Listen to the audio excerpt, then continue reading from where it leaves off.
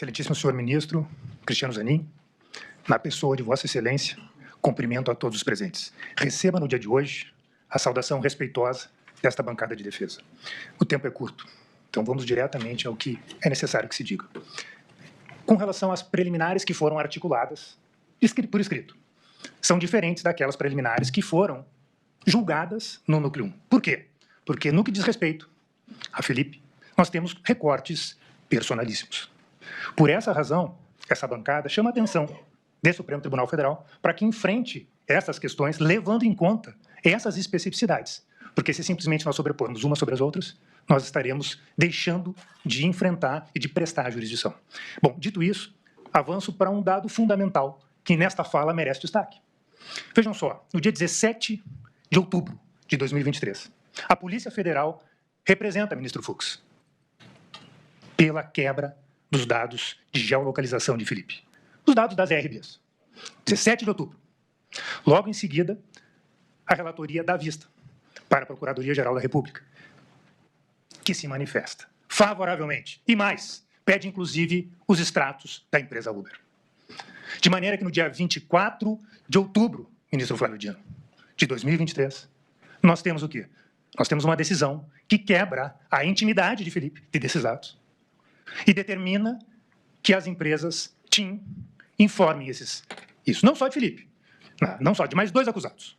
No mesmo dia, o gabinete da relatoria envia os ofícios para as companhias de telefone que informam esses dados.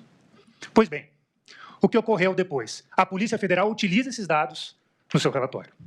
E nós começamos a pedir, nós precisamos dessas informações, porque nós temos 5 datas em que a acusação afirma que Felipe participou de determinadas reuniões. Dr. Gonê acessou esses dados. A Polícia Federal acessou esses dados, menos a defesa.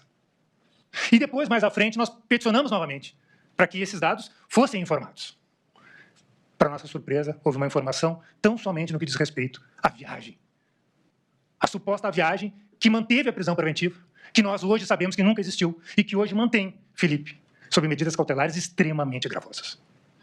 Ainda que se diga que a acusação utilizou as provas e que as provas utilizadas na denúncia foram expostas aos acusados, esse momento de interregno processual, que é, se nós fizermos a comparação com a doutrina italiana, nós temos um momento de interregno processual. Essa prova que a acusação sabe, que a acusação leu e que não falou uma vírgula no que diz respeito a Felipe na denúncia. Nós queremos acessar essa prova.